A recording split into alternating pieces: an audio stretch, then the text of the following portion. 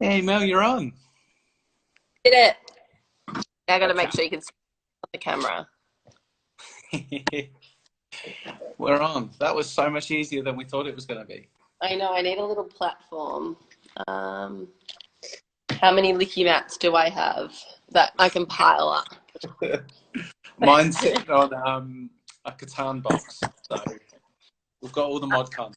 There we go. There we Perfect. go. I've got How two licky underneath and a box. I love your work. How you going? How's your day been? Better than yours. I had a session this morning. Well, because I'm feeling healthy and you're not. That's why I'm saying better Yeah. than yours. I just had a client this morning who it just melts my heart when I have clients. They're getting their puppy next week. And they just wanted me in for a session to get organized. They've bought a whole lot of stuff and they just want to make sure that they're setting themselves up for success, which is a motto that I use all the time. And it makes me so happy when families do this because I'm sure you see it too. But like, you'll get a family come in with a 10-month-old puppy and all these issues, whereas they would come to you from the very beginning. It's much easier to prevent than it is. I love it when people get us in before it. We almost find that they're needlessly apologetic though. It's like, oh, I'm so sorry I got you in. I don't want to trouble you. It's like, you kidding? Like, this is the best. Like, I get to actually set you up, like, so that you don't fail. Yeah. And we've got some people that have joined, including my mum. So I'm going to say hi, mum. I love it. Yeah, absolutely love it. Guys, Yeah. I mean, we'll do a quick introduction of ourselves for each other that, people that are tuning in from each other's channels. So, um, well, my name's Ian. I'm Bondi Behaviourist. I work in Sydney with all kinds of dog training and behaviour. Literally, so we've got a team of 8. So we work from everything from like puppies right the way through to like really severe aggression, anxiety cases. Um, so we don't specialize in anything, but we get a wide array of like behavioral issues come up, and we're a big believer in setting up the fundamentals so that you know that the owners have got something to build on, so that the dogs have got a sense of security before we start doing anything too Yeah. difficult. And then the training plans vary from client to client. So that's me. How about you? Awesome. Well, my name's Mel, and I'm from Cooper and Kids. My business, I specialize in training dogs when there are kids on the scene. So when family has kids and they own a puppy, I offer a program that helps train the whole family, which is awesome. By the end of this 6-week program, I offer usually the kids training the puppy better than the parents, which is a whole lot of fun.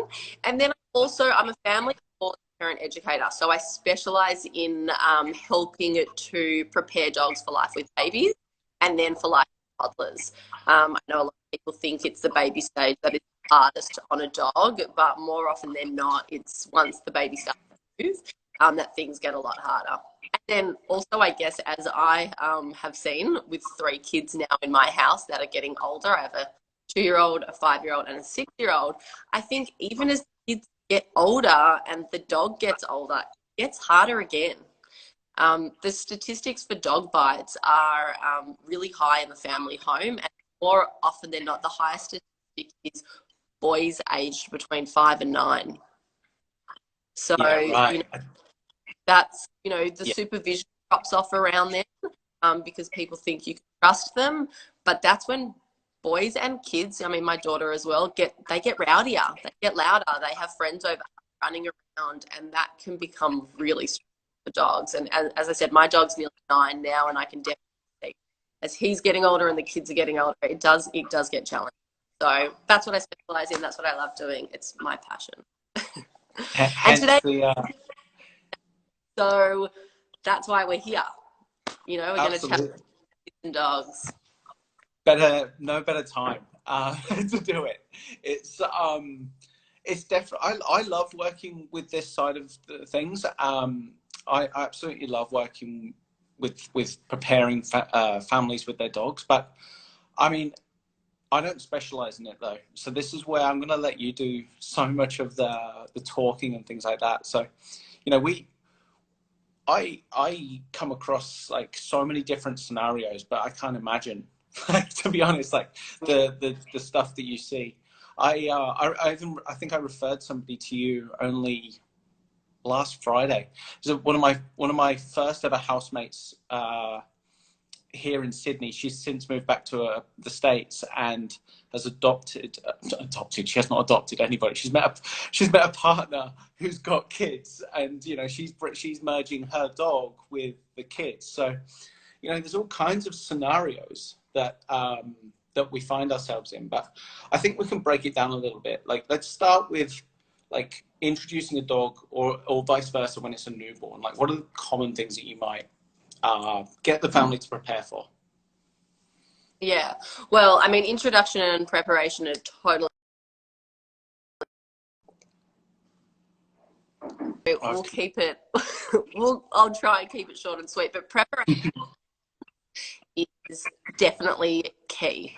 You know, the more you try and get your dog ready before you have a baby, try and just change up your days. If you know that you walk your dog at a certain time every day, for example, and you know that when you have your baby that's not going to happen anymore, let's just try and make those changes happen gradually. You know, so thinking about where your dog sleeps. Does your dog sleep in your bed? Is your baby there in your bedroom? That's not safe. Active supervision is key when it comes to kids and dogs and babies especially. And when you're asleep, this isn't active supervision. So we want to make sure that if you want the dog to be sleeping in a different room once the baby comes, that we start to implement those changes way in advance. We don't want to slam your dog with every single change the day the baby home. Just not there. It's way too stressful. So by slowly and gradually just thinking about what life will look like with a baby, which is really challenging when you've never had a baby before. But that's why getting someone to kind of come in and help. I actually have a blog on my website with all the kind of key steps on preparing beforehand. And then when it comes to introducing and bringing the baby home, at Family Cause, they've really tried to shift gears away from the term introduction to a homecoming. So instead of looking at it as a one event, we look at it as a gradual period of time that it takes the dog to adjust with life with baby and for you guys to all settle in as well.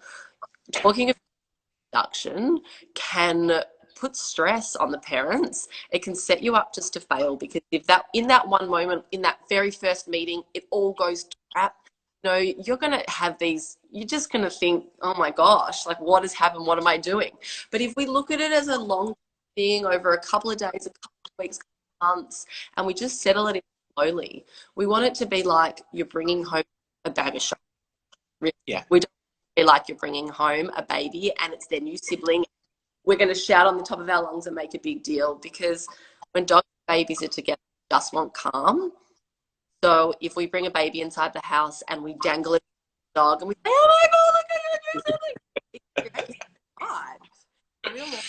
So just letting dog and baby be from a distance. If the dog is intrigued, it can come and have a little sniff. But, you know, having lots of things ready to go, licky mats, Kongs, enrichment, food enrichment toys, stocked up in your freezer for when you do bring your baby home, and chew toys like bullies and deer antlers and things like that is going to be what you want your doing when you're chilling out with your baby. And you do have well that you're not sure of how they're going to react. Use a lead, use a baby gate, use a playpen. Don't be afraid to use management. It's not a cop out. Say first. Absolutely. Was that questions as short as possible? Yeah, no, it was awesome. It's, you know, a bit of validation on what I'm teaching, I guess. It's pretty cool. Like, I try and get people to like redefine like the word introduction, because you've got to, depending on the dog, you might want to just start with introducing them to being like in the house, but not necessarily right up close, or introduce them to the sound, which you can potentially do with like lots of prep in the months building up. But it's not going to be exactly the same. So, and something I really tell people all the time is like the amount of time that they're going to have is all of a sudden just like cut in half, and there's an immense amount of guilt that they're going to feel around their dog. So I explain to them, you know, this dog's going to get much more than into its life than it was previously. You don't need to keep doing everything you were doing, because that's going to exhaust it. Plus it's going to exhaust you. So if you try to live the old dog life you were living, plus bringing up a baby, it's going to be too much for you and too much for the dog. So just giving them a bit of peace of mind to actually take it easy. And like you said, like the calm introduction for me is everything. Like if every time that baby moves or makes a noise because we've created an association that's positive but crazy, like then it's going to lose its mind. That's how people get really flustered. Absolutely. Going back on what you said though, like this dog guilt, it is this like mum guilt thing that happens as soon as you have your baby. You will feel guilty towards your dog. Like that is a no, like, I'm sorry. Everyone thinks, you know, not everyone. People think that often, you know, you're going to bring a baby home and life for your dog isn't going to change. It is, whether we like it or not. My dog absolutely was my first baby and I didn't want his world to change, but it's an unrealistic expectation. And you will suffer guilt. It's going to happen. There are little things that you can do to really help include your dog and to make that guilt kind of feel a bit better. And one thing as well, which I didn't mention before in the preparation stage, is building up your dog's skills. So teach your dog to sit, to lie down, to go to its bed, all these basic skills, which I've actually just done a feature article today with Pretty Fluffy, and they've written out the five skills step by step how to teach them. This is really important, because when you bring a baby home and you're breastfeeding or bottle feeding and there's vomit and there's everywhere, I've got a little visitor. Coops, you coming to say hi? He just flicky man. So he, you know, so building up those skills, but the important thing with building up the skills is to build up where you're doing them. So asking your dog to sit when you're standing up in front of them is one thing, or asking your dog to go to their bed when you're standing next to their bed is one thing. But when you're stuck underneath a sleeping baby on the couch and you cannot move, you want to know that your dog is going to respond to these skills from no matter where you are. So a little fun game at Family Paws that we do is we fill a pillowcase with about 6 drink bottles, just whatever they are. They can be filled up. We want the pillowcase to feel really kind of clumsy, like you were carrying a newborn baby. And I want you to hold the pillow and practice skills with your dog. So once they know how to sit, lie down, go to their bed, do all those skills without holding the pillowcase, we then want to introduce the pillowcase, and that's like your dummy baby. So instead of practicing it with a doll, because when you practice it with a doll, you don't get that same gawky, awkward body posture. So using a pillowcase filled with drink bottles gives you that kind of weird, clumsy look. I love that. Feeling that. Our body language. So we want to know when we are carrying that baby that they're still going to listen to us. Yeah. And we did it. We did a test with it. At Family Paws, when I did the course, they got all the trainers to film themselves asking their dogs skills without the pillow and then with the pillow. And it was fascinating how a lot of the dogs like looked at them like, what are you doing? And they struggled to know what to do. My dog was amazing because I've just had 3 babies. So he absolutely is used to me carrying 1,000 things and all babies and listening. So, you know, it's practicing those skills and working up to when there are lots of distractions. I'm stealing that, the water bottle idea. I love that. That's genius. I mean, something I again, like only the other week I was explaining to somebody, you know, your dog's going to see you doing things that he's never seen before. Like until you have a baby, not that I've had one, but it's funny, like having not had kids, but worked with so many parents with kids now, it's, you see things like and anticipate, and you can kind of explain what the parent to be is going to go through. So walking around the living room, bouncing something in your arms is something your dog's probably never seen. and it's going to look at you, you're like you're an absolute crazy person. But that's also the time when your baby takes your priority, and your dog is now going to be experiencing something like conflicting, potentially confusing. So you do not need your dog in your hair at that time. So well before that event comes, that's why we try and get them to practice these skills, like you were just explaining. It's like that time when the baby comes in, if there's heaps of change already happening in his life, and then you start communicating with him in a different way, it's how it goes wrong. Absolutely. Absolutely. And then off the back of that is looking at the attention seeking behaviors that your dog does to get your attention. If your dog sits at you and goes like this, is that going to be safe when you're sitting on the couch holding a baby? Like, probably not. So we need to try and get rid of these attention seeking behaviors, or think about what to do before the baby comes, because you are not going to be able to give that dog the same amount of attention, unfortunately.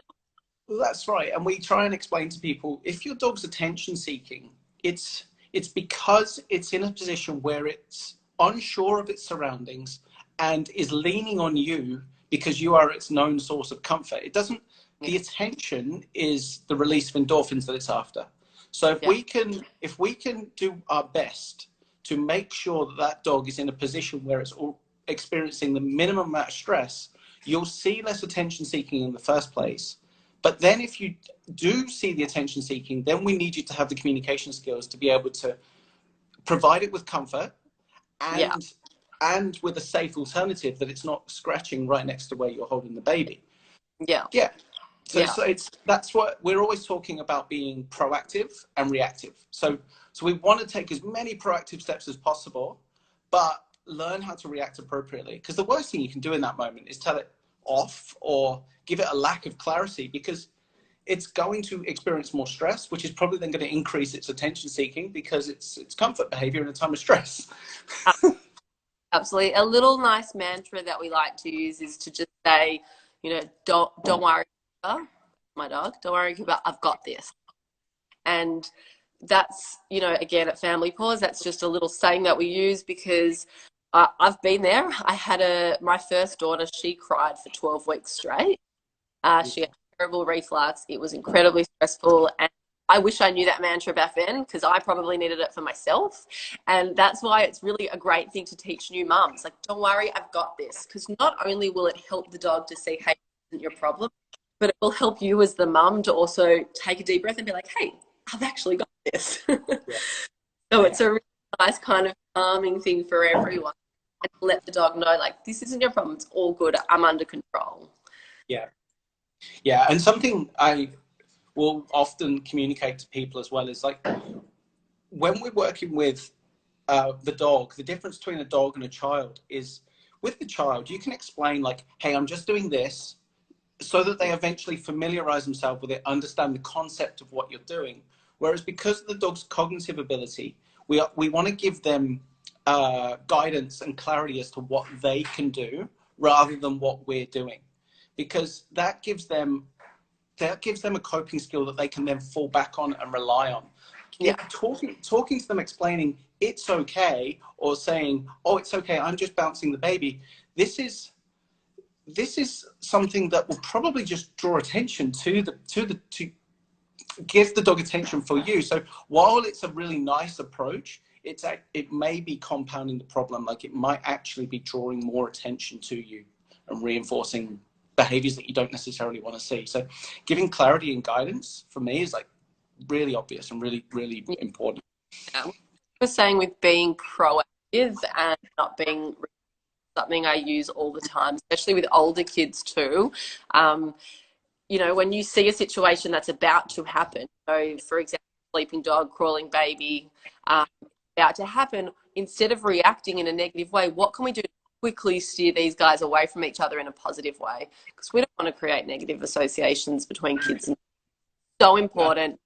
So if it was a little kid that doesn't listen, doesn't take instructions, we would redirect the dog in that moment. And that's why teaching your dog to come is an essential skill. So in a moment like that, I would call my dog over to come, and just shift gears, give him a special reward when he gets to me.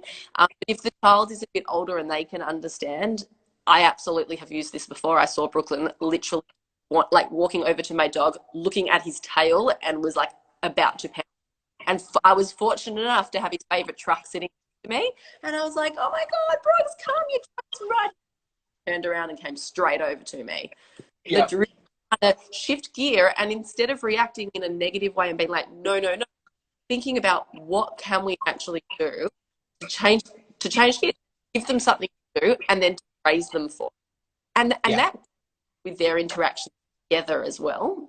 You know, instead of saying don't pull the tail, don't do this, how about say, okay, let's go play a game together with the dog and come up with a really safe, fun game that they can play together. Because obviously a child's craving an interaction with the dog, and the dog wants to interact and wants to play. Let's go play a game.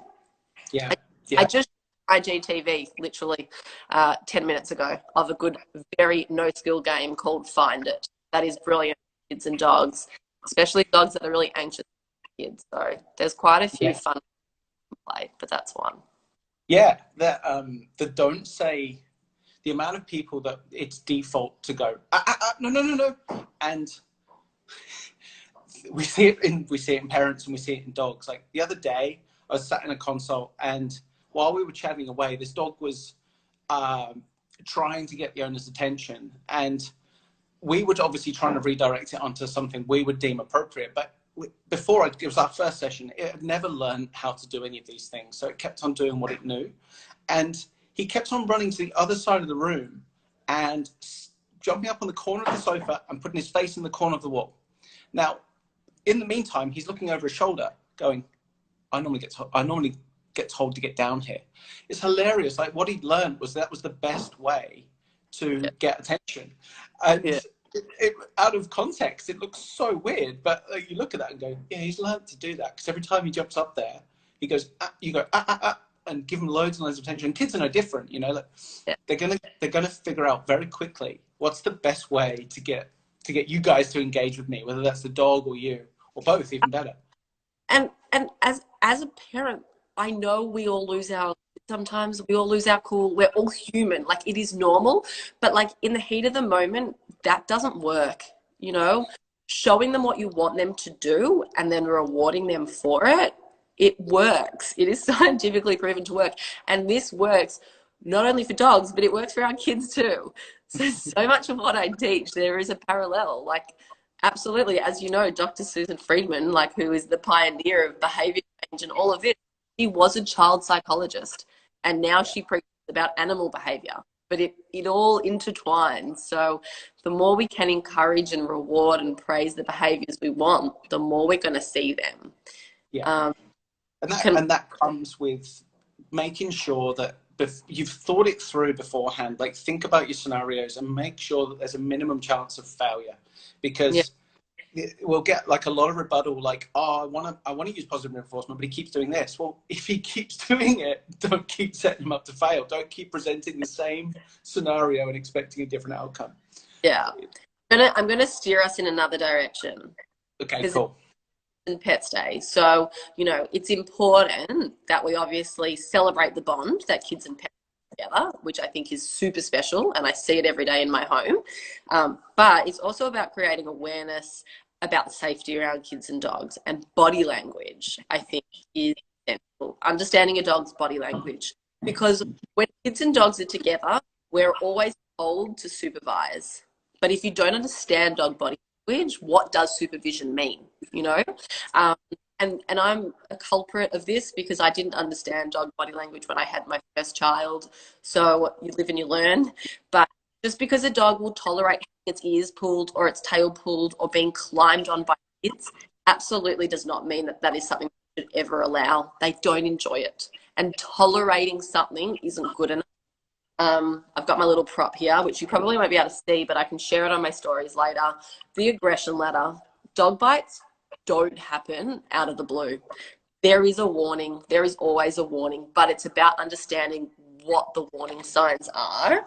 I'll give you maybe a little clearer photo of Cooper giving off some of the more subtle signs of communication of a dog feeling uncomfortable in a moment. So closing your mouth, make like when it's all tense, you can often see muscle tension in the face.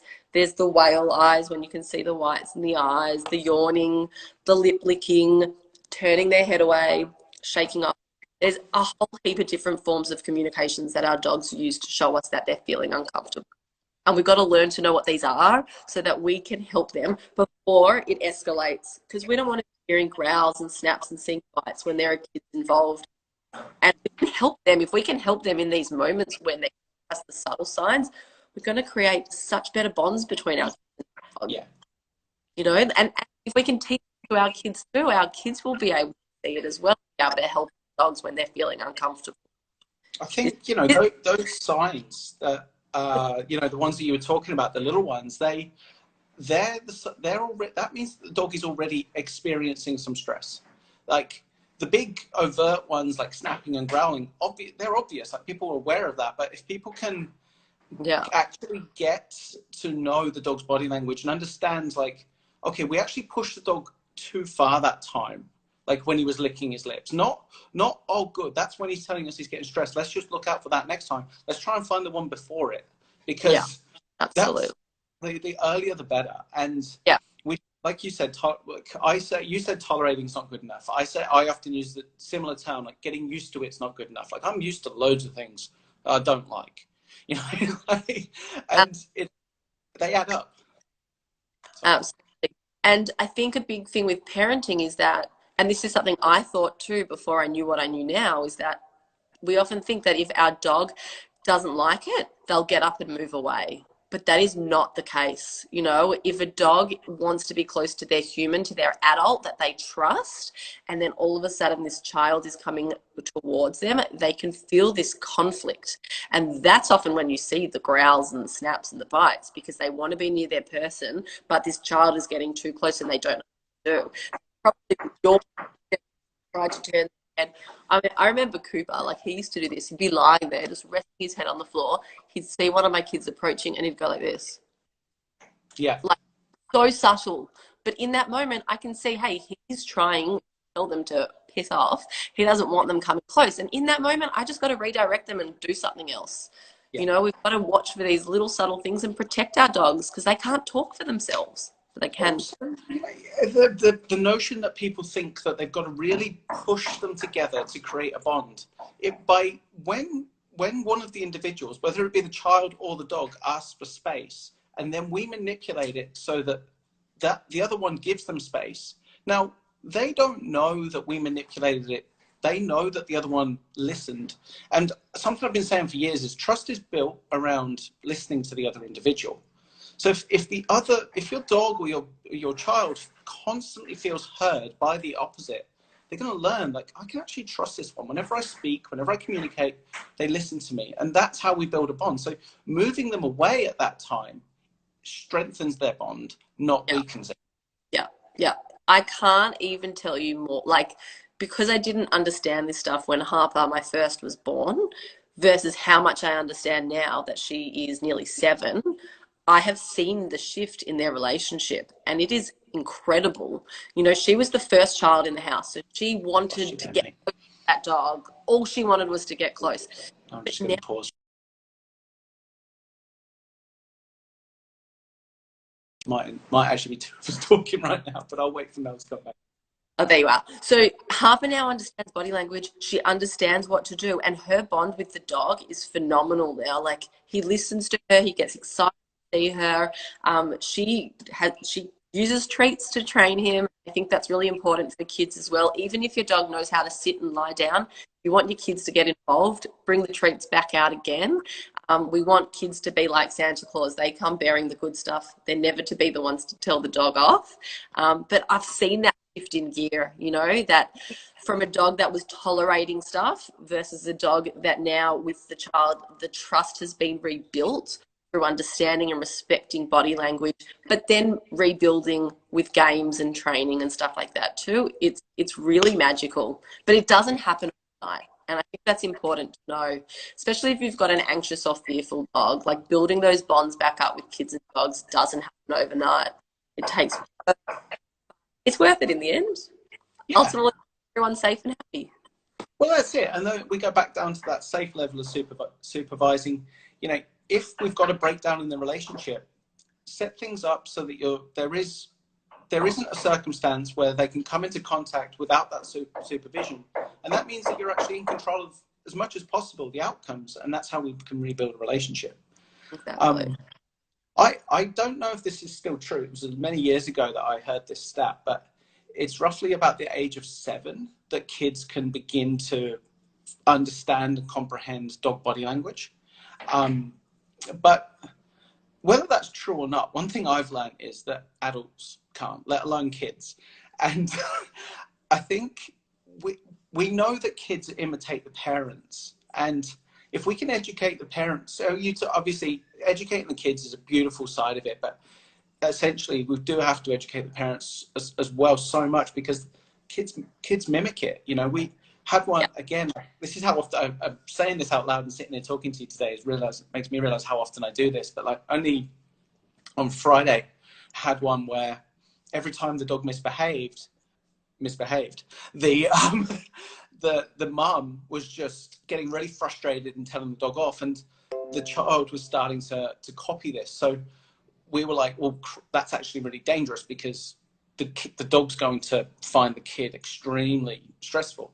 So we went, okay, well, what can we do? What can we do to reshape this communication pattern? And sure enough, within a couple of days already, the little, what is he? I think 14, 15 months old now. He's going, I'm bed, and his little hands coming up, and he's guiding him over with, like, stumbling around, like, luring him to his bed. I tell families literally from when they bring home their babies to start to shift gear and to think about interactions with dogs, and to think, would this be safe for my child to do? And if not, stop it. If you kiss your dog on the mouth and you love to smush them in the face and do all that sort of stuff, do not do it in front of your child. Because even when they are as little as 6 months of age, they're still watching. They are watching, and they are going to copy. So absolutely modeling the behaviors in front of your kids is so important. And I think kids under the age of 7 can understand body language. I mean, I started teaching my daughter when she was about 5, and she totally gets it. I think it's just a matter of the kid's interest level. My 5-year-old son now probably doesn't care. So, you know, but they still listen. So even if you think having a conversation, they're not focusing. Like, I had a client the other day who the mum was apologizing because the son was sitting on the couch. He wasn't focusing. He was just lying down. I'm like, I promise you, he's listening. You know, like they listen to everything we say. So we have to model the right behaviors. We have to talk about the right things.